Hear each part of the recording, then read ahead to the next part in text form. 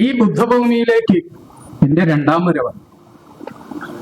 ആദ്യം ഞാൻ വന്നത് AD 629 ചൈനയിൽ ഒരു തിരുവത്തിങ്കൾ വികാരത്തിൽ 13 വയസ്സിലാണ് ഞാൻ രക്ഷപ്പെട്ടത്. അന്നൊക്കെ അവിടെ ലഭിക്കുന്ന അറിവുകൾ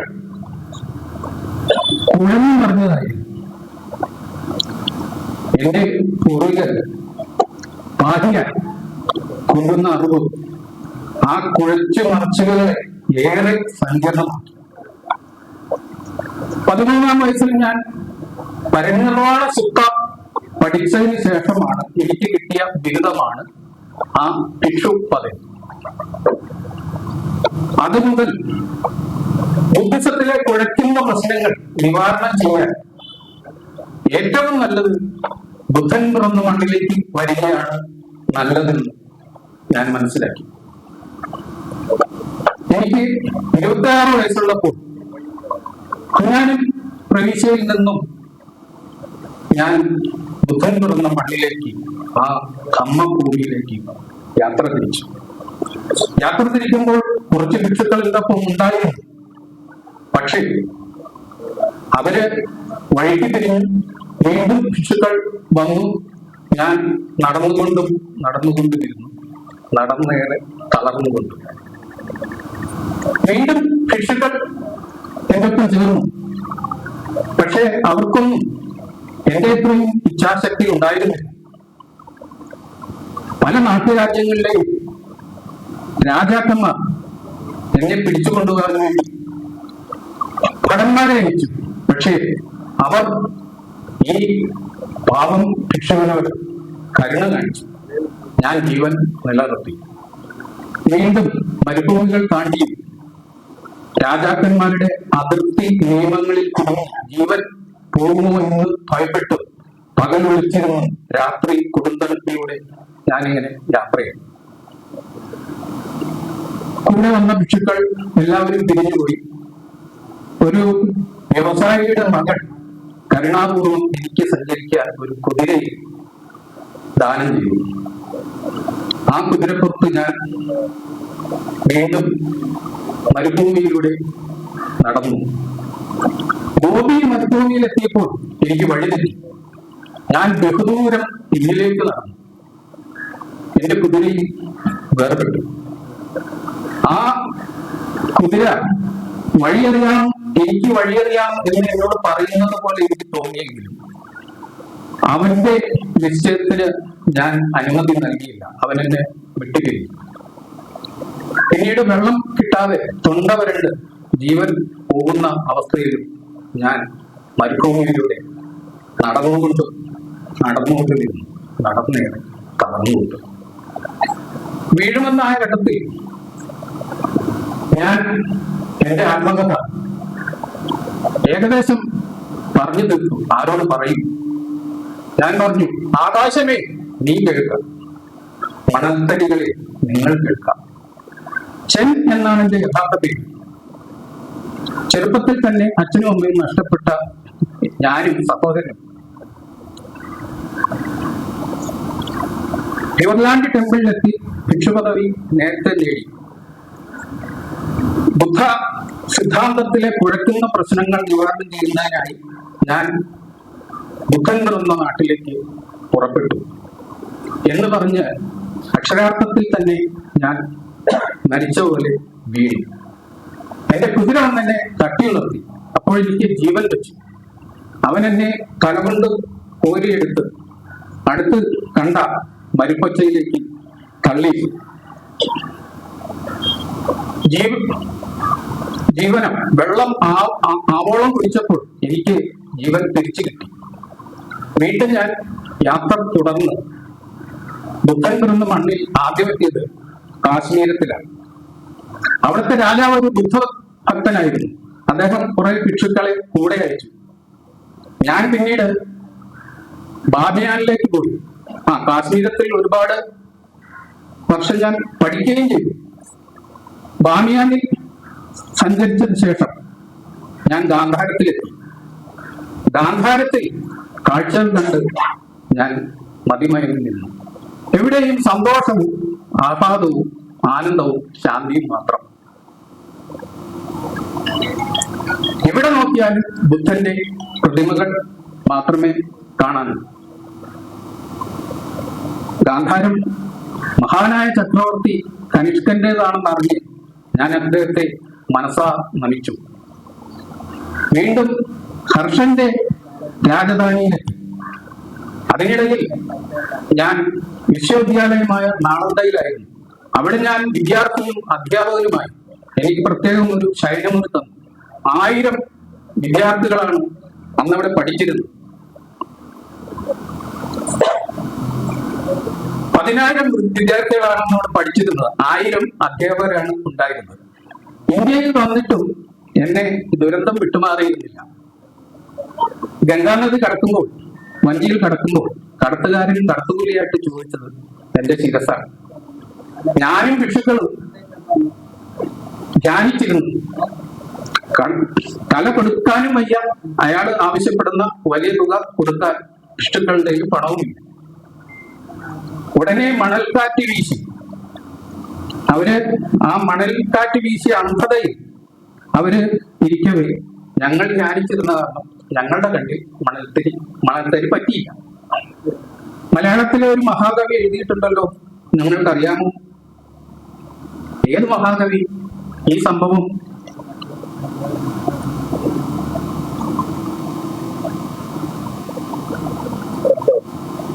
ആരാണ് പറഞ്ഞത്? മണൽക്കാറ്റ്. എനിക്കറിയാമായിരുന്നു ആരെങ്കിലും ഈ സംഭവം എഴുതുന്നത്. തുടർന്ന് ഹർഷന്റെ രാജധാനിയിലെത്തി. ആദ്യത്തെ ലോക സർവമത സമ്മേളനത്തിൽ പങ്കെടുത്തു. ഞാൻ അധ്യക്ഷനായിരുന്നു. പൊടുന്നനെ സമ്മേളനശാലയ്ക്ക് തീപിടിച്ചു. ഹർഷൻ എന്നെ തള്ളിമാറ്റി. പെട്ടെന്നൊരാൾ കഠാരിയുമായി ഹർഷന്റെ നേർക്ക് പാഞ്ഞെടുത്തു. അനുയായികൾ സമയത്ത് ഇടപെട്ടത് കാരണം രക്തച്ചൊരിച്ചിൽ ഒഴിവാക്കാതെ സംഭവം അവിടെ അവസാനിച്ചു. കാരണം എന്നെ അധ്യക്ഷനാക്കിയതിലും ഹർഷൻ ബുദ്ധമതം സ്വീകരിച്ചതിലുമുള്ള വൈരാഗ്യ നിമിത്തം ബ്രാഹ്മണർ ചെയ്ത കടുങ്കയായിരുന്നത്. കത്തുന്ന പന്തങ്ങൾ നീതെറിഞ്ഞു വീഴ്ത്തിയാണ് അവര് സമ്മേളനശാലയ്ക്ക് തീ കൊടുത്തത്. ഹർഷൻ എല്ലാവരെയും പിടിച്ചു. കുറ്റവാളികളെന്ന് കണ്ട 500 ബ്രാഹ്മണരെ പിഴമാത്രം ചുമത്തി വെറുതെ വിട്ടു. അബ്രാഹ്മണർ ഒരുപാട് പേരുണ്ടായിരുന്നു. അതിലേറെ അബ്രാഹ്മണരായിരുന്നു. അവരെ കൊണ്ടാണ് ബ്രാഹ്മണർ ചെയ്യിച്ചത്. അവരെ ഹർഷൻ ശിരച്ഛേദം ചെയ്യുകയും ചെയ്തു. പിന്നീട് എന്റെ പ്രേരണയാണ് ഹർഷൻ ആദ്യം ഒരു ശൈവനായി, പിന്നീട് അദ്ദേഹം ഹീനയാനത്തിൽ മനസ്സുറപ്പിച്ചു. എന്റെ പ്രേരണയാണ് അദ്ദേഹം മഹായാനത്തിലേക്ക് വീണ്ടും ചൂടുമാറ്റി. പിന്നീട് 12 ബുദ്ധഭൂമിയിൽ എത്തിയിട്ട് 12 വർഷത്തിന് ശേഷമാണ് ഞാൻ ഹർഷന്റെ രാജധാനിയിൽ എത്തുന്നത്. അവിടെ വെച്ച് നാളന്തയിലായിരിക്കുമ്പോൾ മഹായാനത്തിൽ ഞാൻ കൃതി രചിച്ച് കഴിഞ്ഞിട്ടേ ഉണ്ടായിരുന്നു. ഹർഷൻ വന്ന് വിളിക്കുമ്പോൾ ഞാൻ അതിൽ കൃതി പൂർത്തിയാക്കിയിരുന്നില്ല. അതുകൊണ്ട് അപ്പോൾ എനിക്ക് പോകാൻ കഴിഞ്ഞില്ല. അതിൽ ഹർഷൻ ചുണ്ടിയെടുത്തു. പിന്നീട് ഗ്രന്ഥരചന പൂർത്തിയാക്കിയ ശേഷം ഞാൻ ഹർഷന്റെ ക്ഷണം സ്വീകരിച്ച് കൊട്ടാരത്തിൽ എത്തുകയും അദ്ദേഹത്തിന് മനപരിവർത്തനം ഉണ്ടാക്കി മഹായാനത്തിലേക്ക് തിരിച്ചുവിടുകയും ചെയ്തു. ഇവിടെ ചൈനയിൽ എത്തിയിട്ടപ്പോൾ 12 വർഷം കഴിഞ്ഞില്ല. ക്ഷമിക്കണം. ചൈനയിൽ നിന്നും പുറപ്പെട്ട് ബുദ്ധഭൂമിയിൽ 12 വർഷം പിന്നിട്ടു. അതിനിടെ നിങ്ങളുടെ പൂർവ്വരെ കുറിച്ച് എനിക്ക് അറിവ് കിട്ടി. നിങ്ങൾ മലയാളികളല്ലേ? ഞാൻ കാഞ്ചീപുരത്ത് വന്നപ്പോഴാണ്, ദക്ഷിണേന്ത്യയിലെ ഏറ്റവും പ്രമുഖമായ ബുദ്ധകേന്ദ്രമായിരുന്നു കാഞ്ചീപുരം. കാഞ്ചീപുരത്ത് വന്നപ്പോഴാണ് ചേര രാജ്യത്തെ കുറിച്ച് എനിക്ക് അറിവ് കിട്ടിയത്. പക്ഷേ പ്രതികൂലമായ കാലാവസ്ഥയാണ് ഇവിടെ ഉള്ളതെന്ന് എന്നെ പറഞ്ഞ് ചില തെറ്റിദ്ധരിപ്പിക്കുകയുണ്ടായി. അതുകൊണ്ട് എനിക്ക് പ്രധാനപ്പെട്ട അവലോകിതേശ്വര ക്ഷേത്രമായ ശബരിമലയിലും മറ്റൊരു അവലോകിത ക്ഷേത്രമായ കൊടുങ്ങല്ലൂരിലോ പോകാൻ കഴിഞ്ഞില്ല. അവിടെ അശോക ചക്രവർത്തിക്ക് മുമ്പുള്ള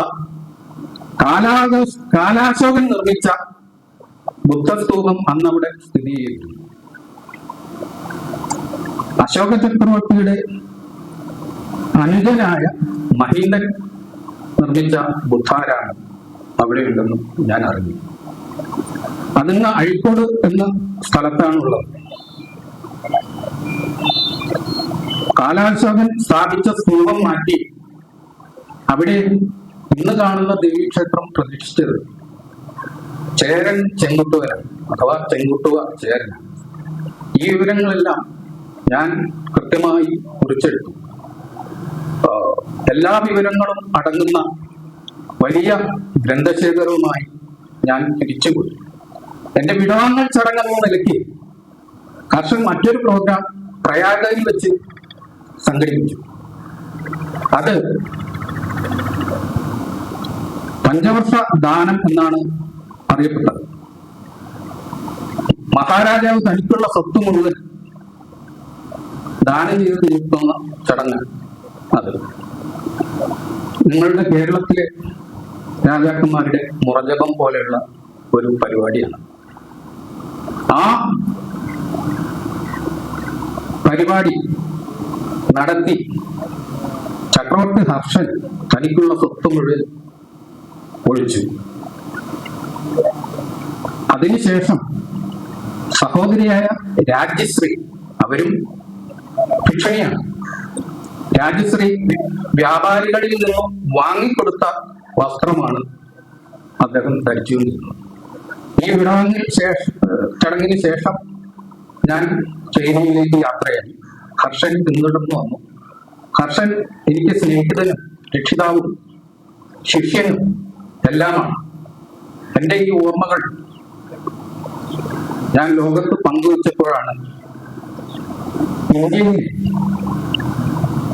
അന്നത്തെ രാഷ്ട്രീയ കാലാവസ്ഥയെക്കുറിച്ച് ലോകമറിഞ്ഞത്. എൻ്റെ യാത്രാവിവരണം പ്രസിദ്ധമാണ്. ഈ രണ്ടാം വരവിൽ എനിക്ക് നാളന്ത സർവകലാശാലയിൽ ഒന്ന് പോകണം. അവിടെയുള്ള 10,000 വിദ്യാർത്ഥികളെയും എനിക്ക് കാണണം. 1000 പ്രസംഗ മണ്ഡപങ്ങളിലും കയറി എനിക്ക് ക്ലാസ് എടുക്കണം. എന്റെ ശയനഗൃഹം ഇപ്പോഴും അവിടെ തന്നെ ഉണ്ടാകും എന്നാണ് ഞാൻ പ്രതീക്ഷിക്കുന്നത്. അതവിടെ കണ്ടില്ലെങ്കിൽ, അല്ലയോ ബുദ്ധ, ദുഃഖം അകറ്റുക എന്ന് പുറപ്പെടുമ്പോൾ അങ്ങേക്ക് നൽകിയ ആ ഉപദേശം ചിലപ്പോൾ ലംഘിക്കപ്പെട്ടു എന്ന് വരാം. അതവിടെ ഇല്ലെങ്കിൽ ഞാൻ അവിടേക്കില്ല. ജയിക്കും.